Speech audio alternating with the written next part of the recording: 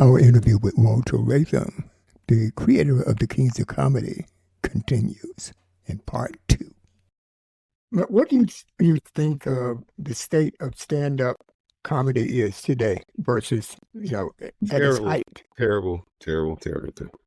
It has no substance. It has no foundation. It has no point of view. It has no meaning.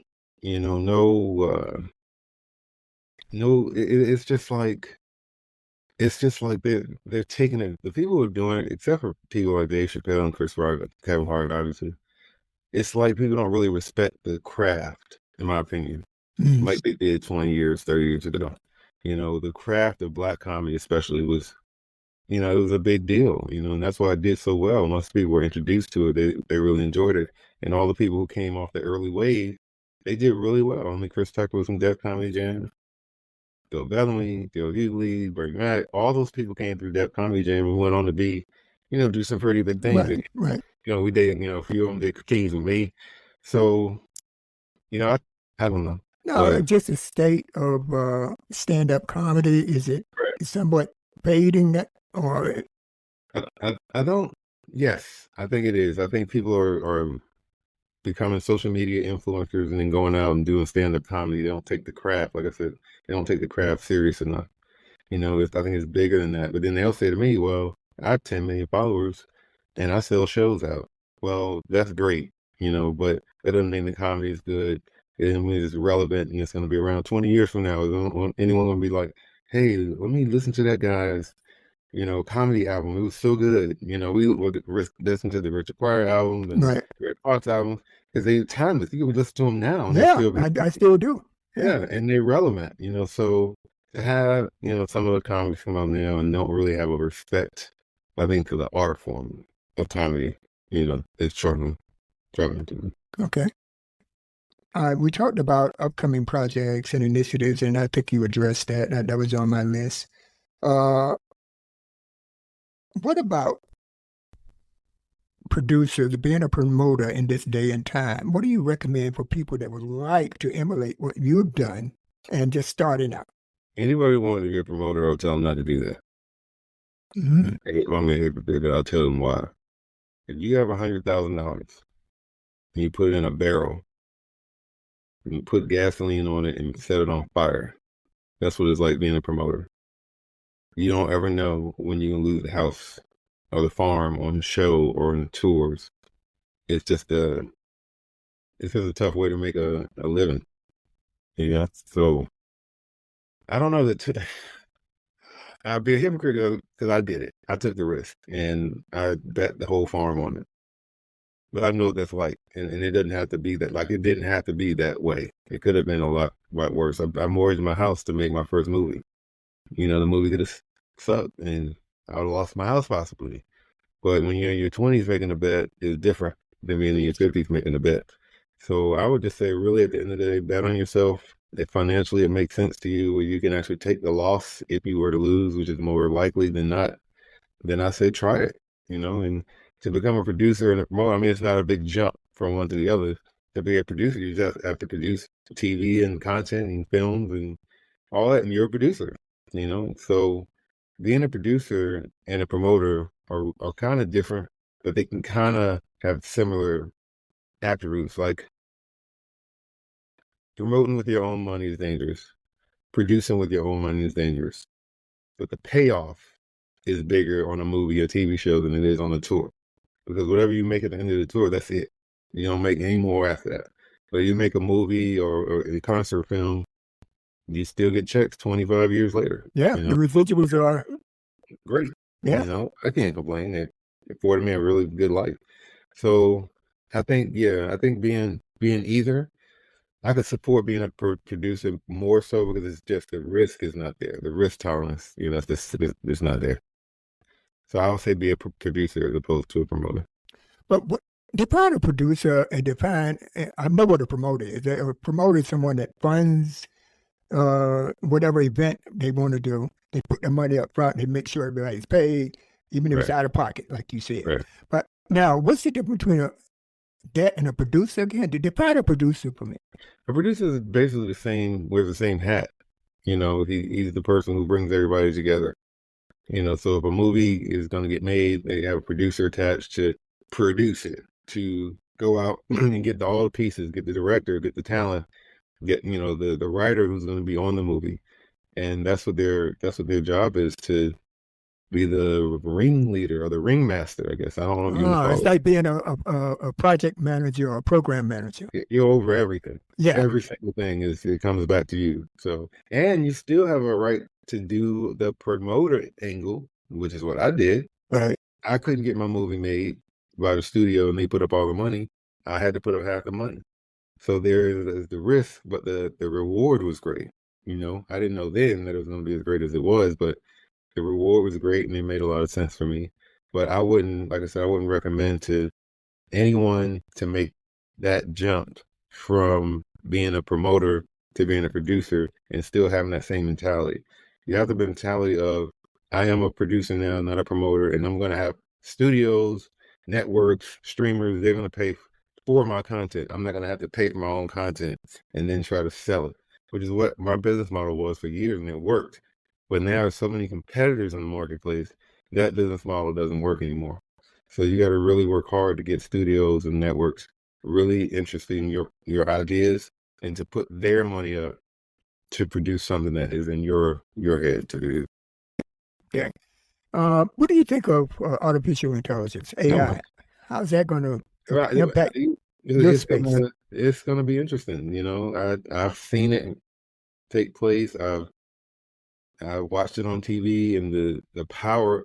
What I always say to people here recently, I don't think it just happened. It's not like, oh, one day came and bam, we have AI. AI's been listening to our phone calls for years. You having a conversation about Walt Weekly, you put in WA, and then it just fills out Walt Weekly. Yeah, Like, yeah, where did that come from? So I think I think anything that's a step forward as far as them being able to create something that big, it just comes with a lot of responsibility. And I get concerned about how people will use it. If you had kids now at home, are they going to be using that to help write their paper? Will you be able to tell the difference when you read it, if it was from the AI or if your kid did it? Like, how would you really know? So it's I'm glad I'm not a parent. Well, I won't say parent. I'm glad I'm not raising kids at home right now, because I'm really concerned about them and what may happen to their exposure on the internet through this whole AI, and then become dependent on it. You can't go a place to have dinner or lunch without seeing kids at the other table with a pad or tab, some kind of something. So these kids are just different. So what they learn now, or what that their yeah. truth is going to be totally different. AI is going to be just another thing in it. Like cell phones. Oh, yeah. They don't know about house phones. Like, what is a phone in the house? It's like they don't have any idea. And that's just a telephone. Imagine all the things that change every day with them. So AI is kind of scary to me, but I think growth is necessary. So Yeah, I mean, that's it. I mean, at the end of the day, we're evolving. Now, I look at AI as, just a part of our evolution.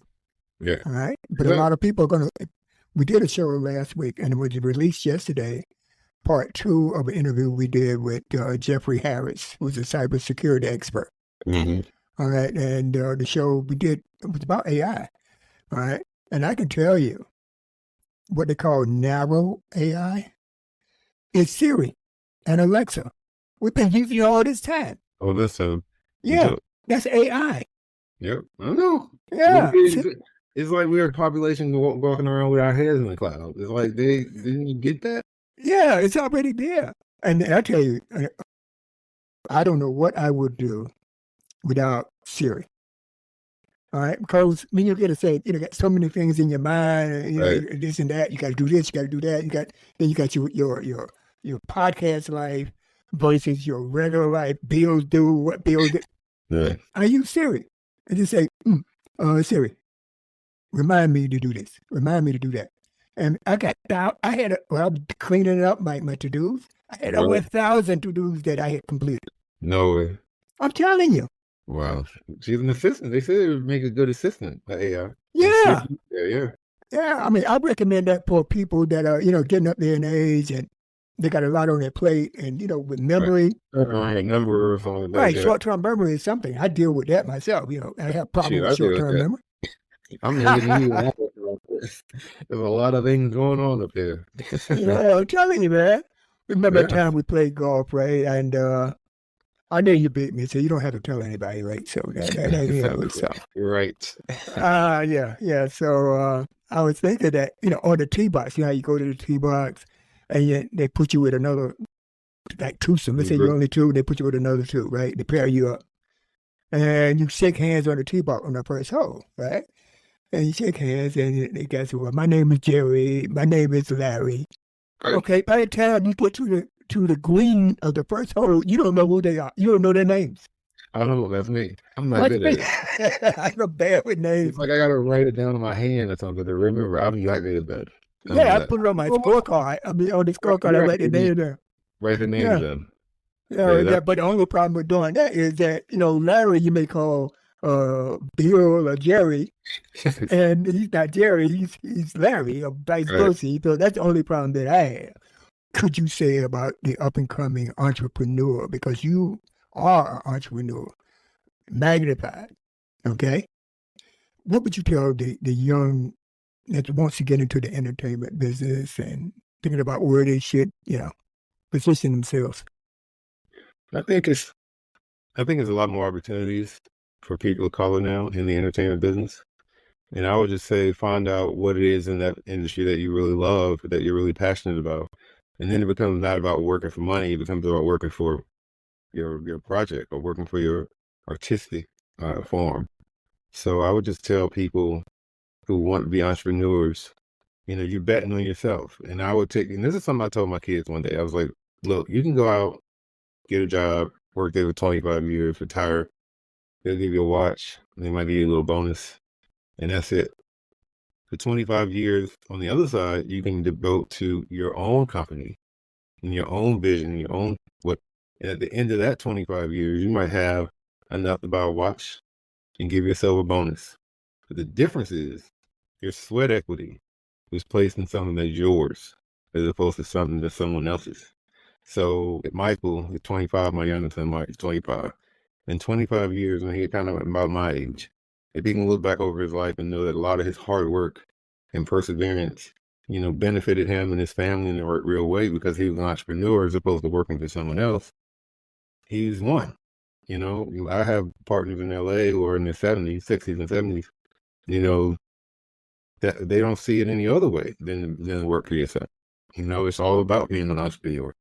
So for us producers and writers and directors, we're basically, that's what we are. A writer who is not on a television show on a regular basis is an entrepreneur. They're writing scripts. No one's paying them yet, but they're, writing and they're out doing meetings and trying to make things come together. So, I have another son that's an entrepreneur, in my opinion, but he's in the finance industry. So, I always kind of told him that story about the 25 years. I want him to look back at the same thing. He's 9 years older than his brother. So now he's kind of looking back now, like it's hard and it's very challenging, but at the end of the day, I'd rather have that sweat equity poured into my legacy and my business as opposed to, if I went to work right now for Amazon for 20 years, that's my work was for Amazon. Right. And it didn't have anything to do with Walter Latham or Latham Entertainment. So my thing is to work hard as an entrepreneur and to try to stay one. Even if you're one now, try to stay entrepreneur. If you're not, consider it, because all the work that you do is really for someone else, whoever signs your check. If you sign your own check, you're going in the right direction. And is it easy? No. Will it ever get easier? Nope. It'll get harder. Because once you're successful, you got to work harder to stay successful. You have to maintain. Absolutely. Our whole, will. But if you want to ride that ride, or do you want to ride the ride with, an employee, an employer, as opposed to you being your own boss. My boys have shown to this date that they don't want to work for people, so they're not. They have their own businesses. One does something I don't really understand, and the other one really does something I don't quite understand, but I think I understand it more than what the first one does.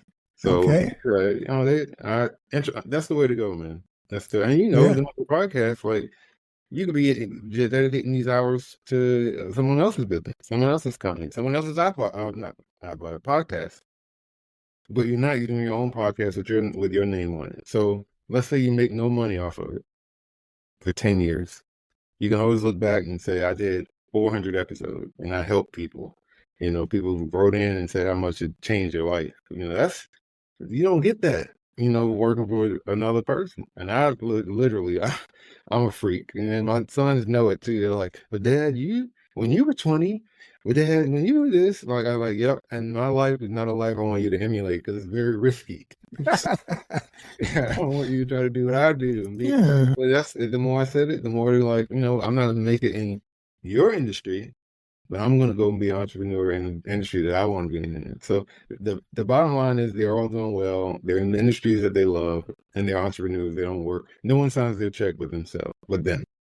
And that's all you can really, You couldn't ask for more than that. and that's more than that. Proud Papa. There you go. Exactly. Big payoff. There you go. Absolutely. Thank you. I want to just say thank you so much for joining us today, Michelle and I. And, what you have said, I think it's going to be very valuable to people that listen to our podcast. It's And, good. when you get to write that book, do not forget us. Oh, You're always there. You're one of our biggest supporters. I know that. Yeah. So I do want to thank you. And this is Walter Latham, CEO of Latham Entertainment and producer of the original Kings of Comedy. Thank you very much, Walter, for being on the What Weekly podcast. And with that said, I did interrupt people. Please like, subscribe, follow. And you know what? We talk about AI, right? Yeah. And I mentioned Alexa. So people out there, if you want to listen to the Walk Weekly, you don't want to pick up your phone, and you don't want to go to your laptop, you don't want to do that, just go to, say, Alexa, please play the Walk Weekly podcast. And boom, you're right there, laying down, relaxing. Oh, man, I got to try that out myself. Yeah, definitely do that. They're both of them, Alexa and Siri. Yeah, the first episode that comes up is the latest one. Episode 219. If you need to do it now, let's see, 220, because we released one yesterday. That's nice. I will do that. I'll do that soon as I hang up. All right. Let's see how that works. We're talking. Okay. Yeah. All right. Walter Latham, people, the creator of the Kings of Comedy. Thank you. Thank you. Next week. Bye-bye.